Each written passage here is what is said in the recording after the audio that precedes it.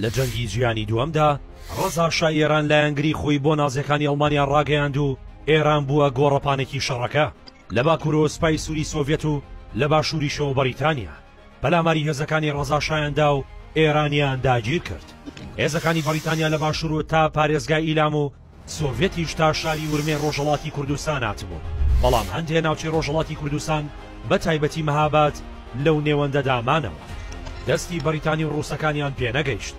لەو کاتەدا خۆبەڕێوەبەری مەهاباد و ناوچەکانی لە دەستی کووردا بوو. بەڵام هەڕەشەی ئەوە هەبوو بەریتانیا و ڕووسەکان لە ناکاو پێشڕەوی بکەن. لەو سەروبەندەدا کۆمەڵی گەنجی ڕۆشنبیری ڕۆژهەڵاتی کوردستان لە دەوری یەکتری کۆبوونەوە.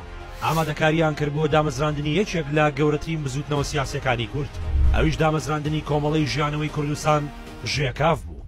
کۆمەڵی ژێکاف لە 16 ئابی 1942 لە باخی کەسایەتیەک بەناوی حاجی داود لە مەهاباد لەلایەن 11 کەسەوە دامەزرا کە ئەمانەن عەبدوڕەحمان زەبیحی، حسێن فروهەر، عەبدوڕەحمان ئیمامی، قادر مدەڕیسی، نەجمەدین تەوحیدی، محەممەد نانەوازادە، عەلی مەحموودی، محەممەد ئەسحابی، عەبدوڕەحمان کیانی، سدیق حەیدەری و قاسم قادری، هەروەها من حاج ئەحمەدیش لە باشووری کوردستانەوە وەک نوێنەری پارتی هیوا لە دامەزراندنی کۆمەڵی ژێکافدا بەشدار دەبێت. ئەوەش سەلمێنەریەوەیە کە دامەزێنەرانی کۆمەڵی ژێکاف بە تایبەتی عەبدوڕەحمان زەبیحی بەر لە دامەزراندنی کۆمەڵەکە پەیوەندی تونند و تۆڵیان لەگەڵ نیشتیمان پەروەرانی پارچەکانی تری کوردستاندا هەبووە. کۆمەڵی ژێکاف لە سەربنەمای شوناسخوازی و بەدەستێنانی مافی ڕەوای نەتەوەی کووردا مەزرا. هۆکارەکانی دامەزراندنی کۆمەڵەی ژێکاف چەند هۆکارێکە بوون ئەو گەنجانە بۆ دامەزراندنی ئەم کۆمەڵەیە هان بدەن. لەوانەش یەکەم بارودۆخی ڕۆشنبیری و هۆشیاری نەتەوەیی لە ناوچەی موکریان، دووەم دامەزراندنی چەندین کۆمەڵە و ڕێکخراوی سیاسی لە پێش دامەزراندنی کۆمەڵی ژێکاف وەک پارتی ئازادی کوردستان، سێەم کاریگەری خەباتە سیاسی و ڕێکخراوەیەکانی باشووری کوردستان بە تایبەت پارتی هیوە بە سەرۆکایەتی ڕەفیق حیلمی، چوارەم خوێندنەوەی مێژووی بەشەکانی دیکەی کوردستان بە تایبەت ئەزمموی خۆی بوون لەلایەن زەبیحی و هاوڕەکانیەوە. هەرچەندە کۆمەڵی ژێکاف سەرۆکی نەبوو، بەڵام بەپێی هەموو سەرچاوەکان عەبدوڕەحمان زەبیحی وەک کەسی یەکەمی کۆمەڵەکە ناوی هێنراوە. ئەژار بوکریانی لا کتێبی چێشتی مجێوەردا باز لە لێهاتووی زەبیحی دەکات و دەڵێت کە یەکەم جار چاوی پێکەوتووە منداڵێکی زۆر زیرەک و چالاک بووە، بۆ هۆیەوە هاوڕێتی هەردووکیان 50 ساڵ بەردەوام بووە. زەبیحی تورکی، عەرەبی، ئینگلیزی و فەڕەنسی و ئەرمەنی بەباشی زانیوە. عەلی کەریمی کەسایەتی و سیاسەتمەداری کوردیش کە خوشکەزای عەبدوڕەحمان زەبیحیە دەڵێت زەبیحی جیاوازی بەوە نەدەکرد کە ئەندامی کام حزب و کام بەشی کوردستانە. سەردەمێک لە ڕیزی پێشەوەی کۆمەڵی ژێکاف و سەردەمێک لەگەڵ پارتی دیموکراتی کوردستان لە باشوور و سەردەمێکیش لە ڕۆژاوا بووە و دۆستی بنەماڵی بەدرخانیەکان بووە. پارتی کوردی سووریاشی لەگەڵ تێکۆشەرانی ئەوێ دامەزراندووە. بنەما سەرکیەکانی کۆمەڵەی ژیانەوەی کورد، ئەندامانی کۆمەڵی ژێکاف لەسەر پەیڕە و بەرنامەیەکی تایبەت ڕێکەوتوو. بنەما سەرکیەکانی ژێکاف وا بووە لە سەرەتادا پێویستە هەڵ و خەباتێکی زۆر بۆ ڕۆشنبیرکردنی تاکی کورد لە ڕووی نەتەوەییەوە بدرێت، چونکە پێیان وا بووە گەلی کورد لەو ئاستا ڕۆشنبیریەدا نەبووە کە هەوڵ بۆ دەوڵەتی کوردی بدرێت. پێیان وا بووە نابێت کورد کێشەی لەگەڵ ئایندا هەبێت و لە دژی ئاینەکان بوەستێتەوە.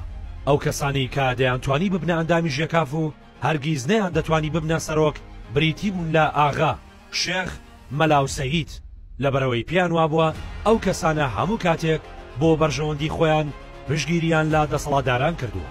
ئەندامانی کۆمەڵی ژێکاف بۆیان نەبووە ببنە ئەندامی هیچ ڕێکخرا و پارتێکی دیکە، هەر بۆیە عەبدوڕەحمان زەبیحی تا شەهید کرا نەبوو ئەندامی هیچ حزبێک. بەڵام وەک نیشتیمان پەروەرێک لە پێناو هەموو پارچەکانی کوردستان خەباتی کرد لەگەڵ هەڵدی وەشیاری تاکی کورد لەلایەن ئەندامانی کۆمەڵی ژێکافەوە.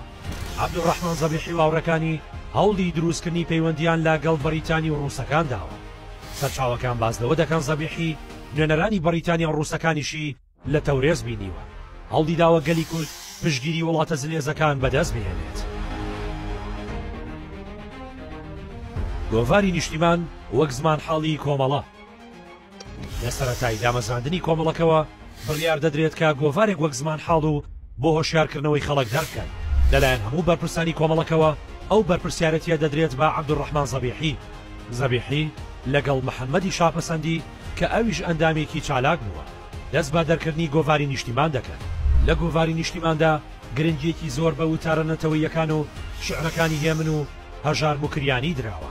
چەندین بابەت لاباری پارتی هیواش بڵاوکراونەتەوە، هەرچەندە دوای ژماری 8 گۆڤارەکە بۆ ماوەیەک چاپکردنی دەوەستێت، بەڵام دواتر دەست بە چاپکردنی دەکرێتەوە و بەپێی هەندێک سەرچاوە نۆژماری لێ چاپکراوە.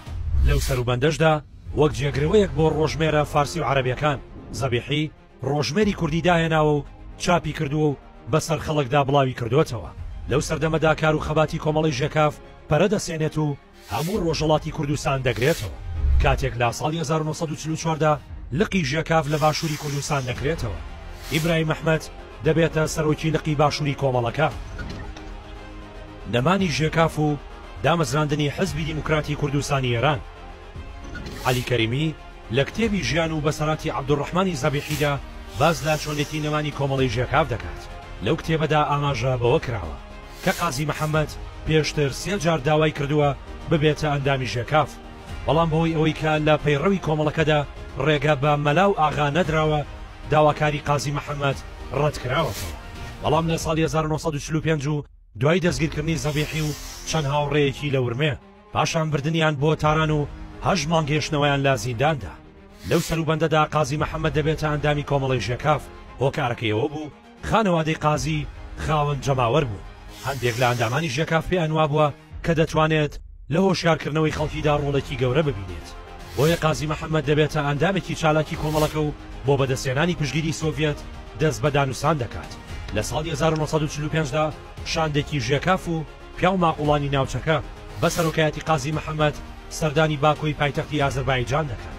لەوێ جەعفەر باقرۆفی سەرۆکی ئازەربایجان بە شاندەکە دەڵێن ژێکافیان قومڵ نییە و لەگەڵ ناوەڕۆکی دروشمەکانی دانین، هەر بۆیە پێشنیازیەوە دەکەن حزبێکە مۆرکی چەپی پێوە بێت دابمەزرێن و لە چوارچەوی سنوورەکانی ئێراندا کار بکەن. بۆیە قازی محەممەد کە دەگەڕێتەوە بۆ مەهاباد حزبی دیموکراتی کوردستانی ئێران دادەمەزرێنێت. بەو شێوەیە کۆتایی با کۆمەڵی ژیانەوەی کوردەیەنرێت. لەو ڕۆوە هەندێک مێژونووس و کەسایەتی کورد ڕەخنە لە قازی محەممەد دەگرن کە بۆتە هۆی کۆتایی هێنان با کۆمەڵی ژێکاف، بەڵام هەندێکیان پێیان وایە بۆ بەدەستێنانی پشگیری سۆڤێت کە دواتر خیانەتیشی لە کورد کرد پێویست بۆ حزبی دیموکراتی کوردستانی ئێران دابمەزرێنێت. کە کۆماری کوردستان دامەزرا زەبیحی و هاوڕەکانی ئازادکران و پشگیری خۆیان بۆ کۆمارەکە نیشاندا، هەرچەندە زەبیحی نەبووەتە ئەندام و بەرپرس لە کۆمارەکەدا، بەڵام قازی محەممەد وەک ڕاوێژکاری سەرەکی هەموو کاتێک پرسی پێکردووە.